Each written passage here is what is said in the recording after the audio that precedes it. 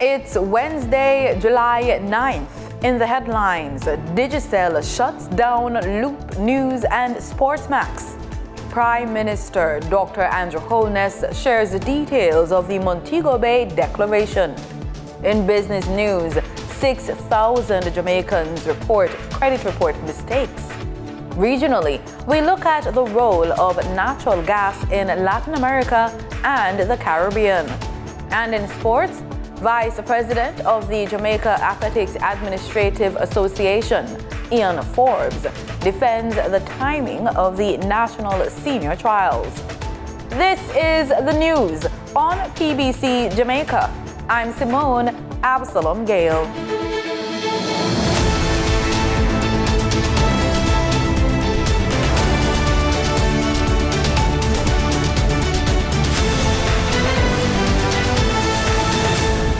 After 3 days of high-level talks, CARACOM leaders wrapped up their 49th regular meeting in Jamaica with strong pledges to tackle crime, speed up integration, and strengthen ties across the Caribbean.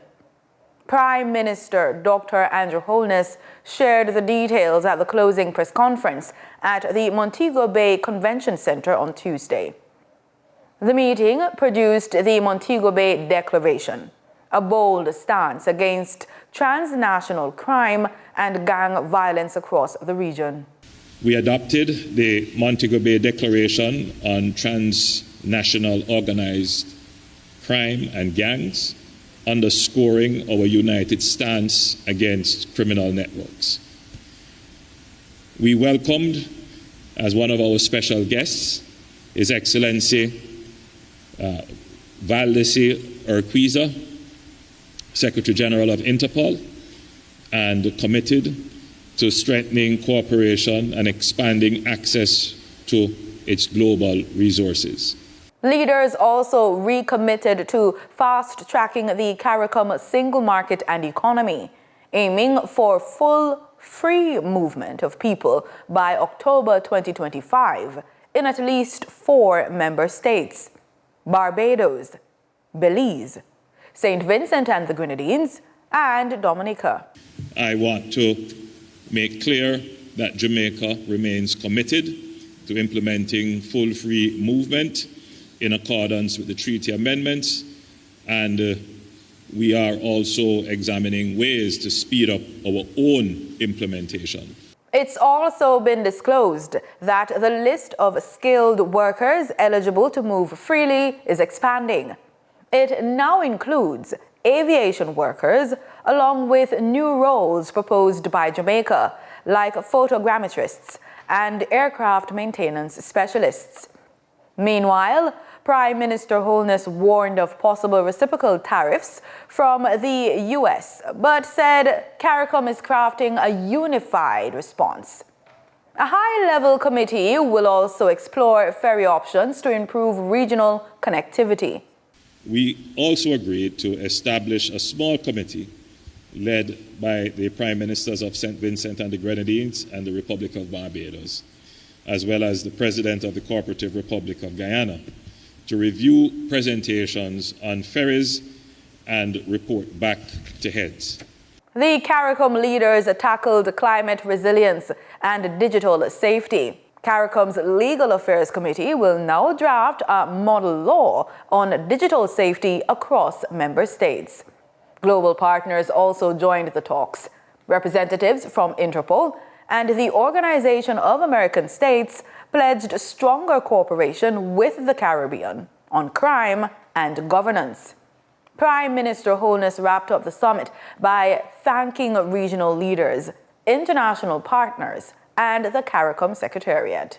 It's the end of an era for 2 major regional media platforms.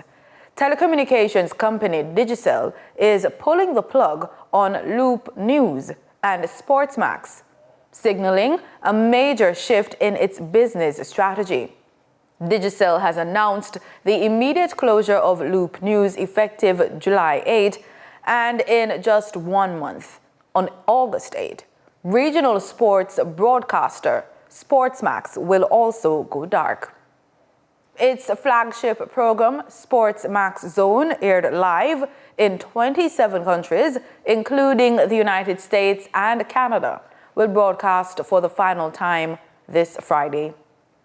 The announcements were made during a staff meeting on Tuesday. Loop News later posted a farewell message on its platform saying, "They say all good things must come to an end." The team expressed pride in its 11-year run and gratitude to those who supported the journey. In a media release, Digel explained that the decision marks a strategic move away from consumer-facing content. The company says it will now focus on scalable, enterprise-grade services under the Digel business brand. Following its recent 100% acquisition of Symptai, Digel says it is building out an integrated suite of ICT services, including cybersecurity, cloud solutions, digital media, and compliance, aimed at meeting the growing demand for end-to-end managed solutions across the region. The closures mark a significant change in the region's media landscape as Digel doubles down on business technology services and leaves behind two of its most visible consumer brands. There's some welcome news for motorists. Tax Administration Jamaica, TAJ, is expanding access to same-day driver's license services across the island. The Anoto Bay Tax Office has joined the list of locations offering full license services, while the Portmore office will now process renewals only. Other full-service locations including Kingston, St. Andrew, Montego Bay, Mandeville, Spanish Town, Maypen, St. Anne's Bay, Savannah Lamar, and Port Antonio.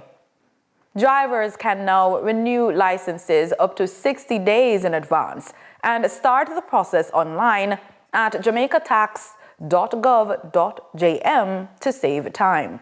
All other offices will accept applications which are processed within 20 working days.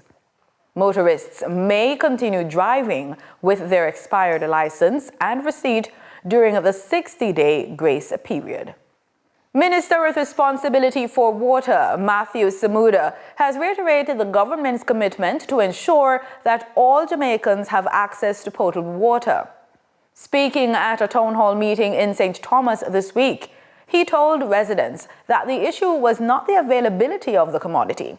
It was funding for the various projects. Minister Samuda says that has changed.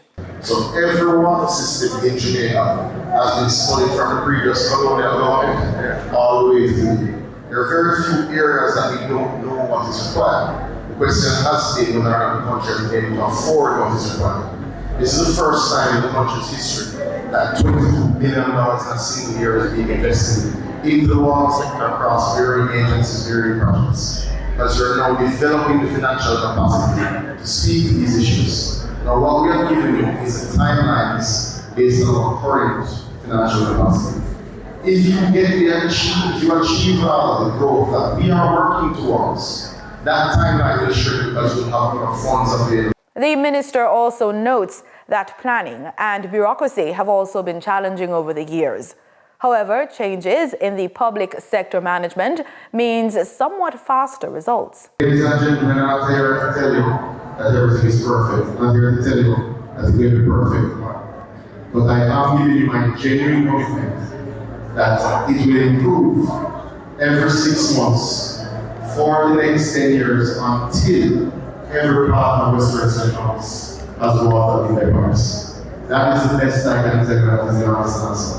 Minister Samuda says climate change and weather patterns must also be taken into consideration. Firstly, rainfall determines your inflows generally in the Jamaican mountains. Time now for the business report.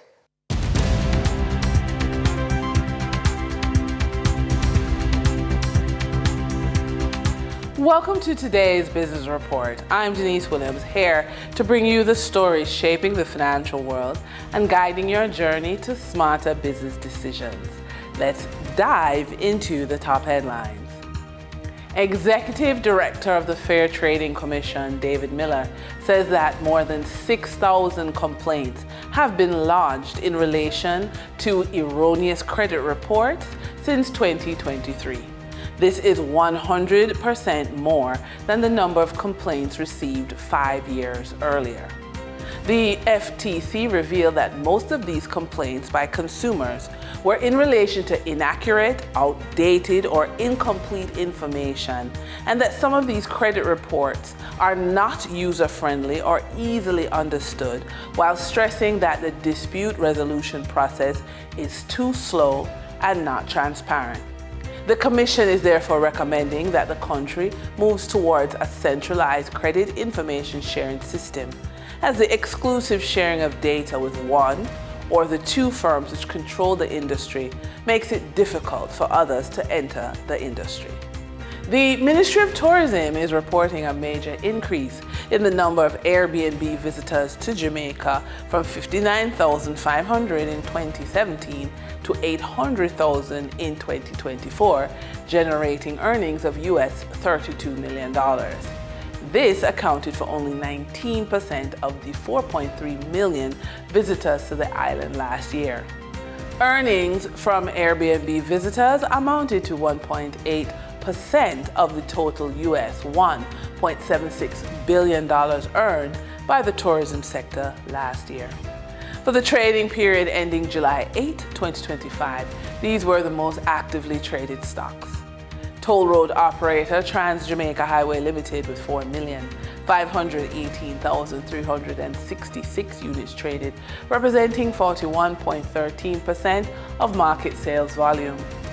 Alternative energy provider Wigton Energy Limited with 1,430,773 units traded, representing 13.02% of market sales volume. Caribbean financial conglomerate JMMB Group Limited 7.35% cumulative redeemable preference shares with 603,691 units traded, representing 5.50% of market sales volume. We now shift our focus to the forex market rate set by the Bank of Jamaica. On July 8, 2025, the Bank of Jamaica reported US $59.02 million purchased and US $50.23 million sold by forex traders. Forex traders earned $2.02 per dollar, selling the US at $161.05 and buying the US at $158.90. The Canadian dollar netted forex traders $1.23 per transaction, with selling at $117.58 and buying at $116.42.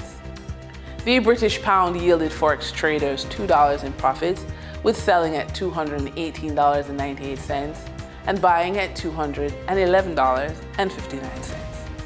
For our credit report tip of the day, buying real estate doesn't start with a mortgage. It starts with preparation. From land survey to architectural plans and maybe even zoning approval, there's a series of upfront costs that must be handled before lenders even look at your application. Having a strong credit score gives you the financial tools to take action early, cover these expenses confidently, and position yourself as a serious buyer from day one. Now, when you're building something from nothing and moving from financial recovery to resilience, if you've been avoiding your finances because it feels too tense or too late, today is the day to shift that energy. As a professional woman of the age of 45, you already have the wisdom, the grit, and the experience.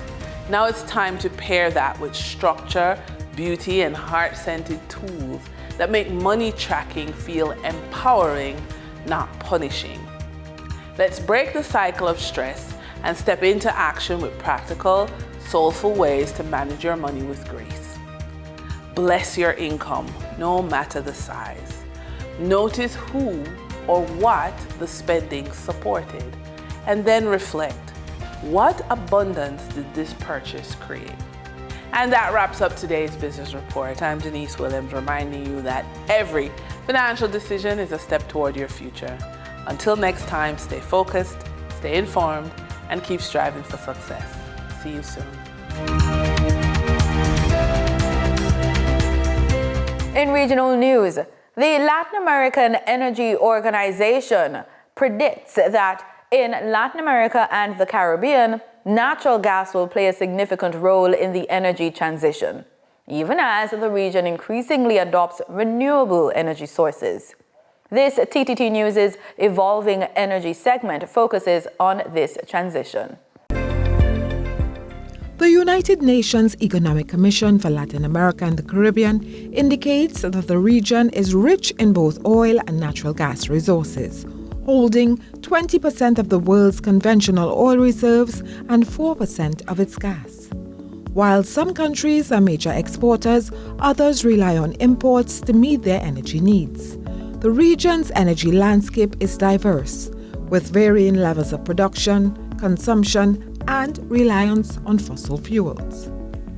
Venezuela, Brazil, Mexico, Colombia, Guyana, and Trinidad and Tobago are among the major oil producers, with Argentina and Bolivia producing significant natural gas. Oil and gas consumption patterns differ across the region, with some countries being heavily reliant on imports to keep their economies pumping, while others are significant exporters of these commodities. While natural gas is seen as a transition fuel, the region is also exploring renewable energy sources and working towards decarbonizing its energy sector. Natural gas, according to the Latin American Energy Organization, has a strategic role to play in electricity generation in the region to mitigate against the risks associated with oil price fluctuations and to serve as a backup for hydroelectric plants that face climate change risks. OLAD notes that prospects for natural gas will continue to play an important role in the regional energy matrix, as it is expected to represent about 20% of the region's energy production by 2050. The challenges to achieving the goal of transition to more sustainable energy sources centers around the ability of Latin America and the Caribbean to attract investment for their environmental projects. This includes managing the environmental impact of creating wind, solar, and hydro generating facilities to provide their growing power needs and to address their social and governance issues related to oil and gas. New discoveries, particularly in the deep water areas across the region, specifically in Guyana and Suriname, are attracting substantial investment, and this will continue to shape Latin America and the Caribbean's oil and gas landscape. I am Terrian Brown Campbell, and this is Evolving Energy.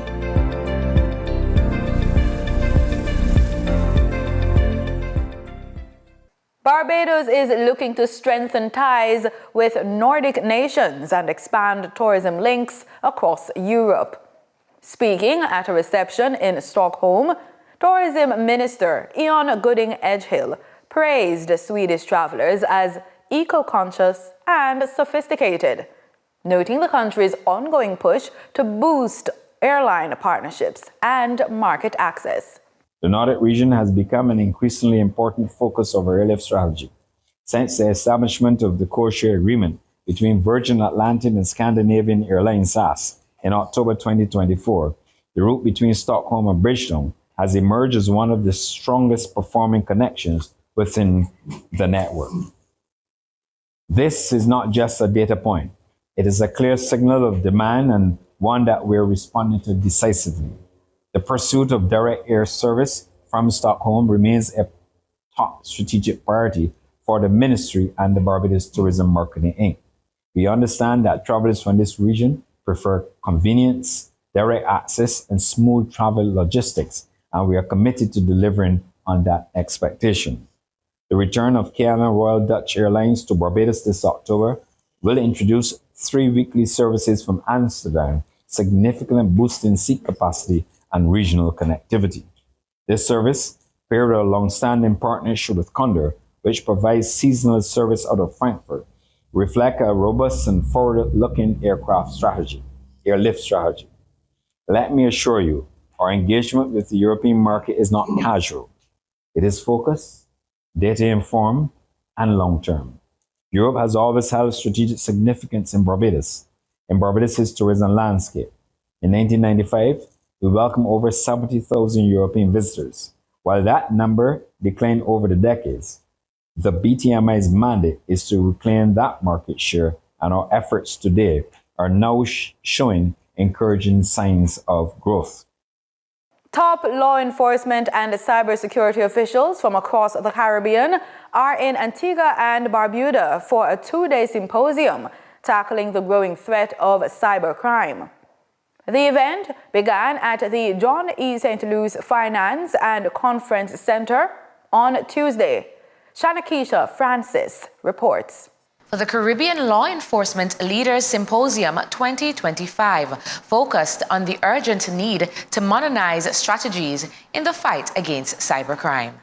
The event is co-organized and sponsored by American Registry for Internet Numbers, ARIN, in partnership with the Caribbean Agency for Justice Solutions. Michael Abikwala, General Counsel at ARIN, says the forum recognizes a shared responsibility. This forum exists because we recognize a shared responsibility. As technology evolves, so too do the challenges and the opportunities facing those who serve justice and uphold the rule of law. Chief Technology Officer of the Caribbean Agency for Justice Solutions, Richard Wall, stresses the need to align policy, technology, and real-world operations. No longer can we depend solely on technology solving our issues. Policies and operational realities are real. Meanwhile, Attorney General Sir Stedroy Benjamin calls for smarter use of intelligence. In our region, intelligence is our most present resource. Regrettably, we do not have endless manpower or budgets. We must ensure that every operation is driven by precise, timely intelligence. And in this regard, there should be regional intelligence sharing. Acting Commissioner of Police Everton Jeffers highlights the significance and timeliness of hosting this symposium. For the Royal Police Force of Antigua and Barbuda, this symposium represents a turning point in how we fight crime in the digital age. The benefits are clear and far-reaching. With cyber attacks on the rise, leaders agree that building a digitally resilient justice system is no longer optional. It's essential. I'm Shanakisha Francis, and this is ABS News. In sports, we begin with athletics.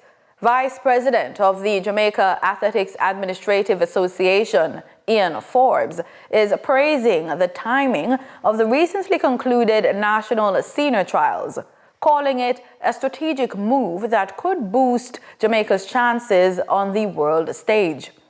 The national championships ran from June 26th to June 29th, and Forbes says the schedule now gives athletes enough time to hit qualifying marks ahead of the World Championships in Tokyo this September. As you realize, we have a relatively long window, far longer than we had last year, to help qualify our team. So I think, and in the final analysis, that date would have been a very good choice. Jamaica's relay teams, specifically the men's 4x100 meters and the mixed 4x400 meters, are still chasing qualification. Both teams missed the mark at the Barbados Grand Prix, but they'll have another shot at the London Diamond League on July 19. And Forbes remains optimistic. I am pretty confident we can get the best talent together, have them practice as well, because it will take practice. And of course, we've scheduled practice sessions. We are working with the coaches, managers, agents, all the stakeholders to ensure that we have the best talent on hand to help us qualify. And once we are able to get those practices in, I am confident that we will qualify. Now on to cricket. Despite rain disrupting the West Indies Rising Stars Under-19 Women's Cricket Tournament, Jamaica managed to secure a win despite the conditions. Jamaica beat Guyana by 6 wickets using the Duckworth-Lewis method after rain shortened their 30-over match at the Diego Martin Sports Complex in Trinidad and Tobago. Jamaica made 34 for 4 batting first. In reply, Guyana reached 27 for 3 before the match was called off, handing victory to the Jamaican side. In another match, rain forced a no result between the Leeward Islands and Trinidad and Tobago. The Leewards were on 120 without loss when play was stopped at the Sir Frank Worrell Memorial Ground in St. Augustine.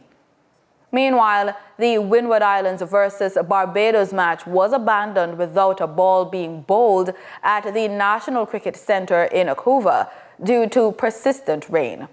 And that's the news on PBCJ. Remember, we are the People's Station.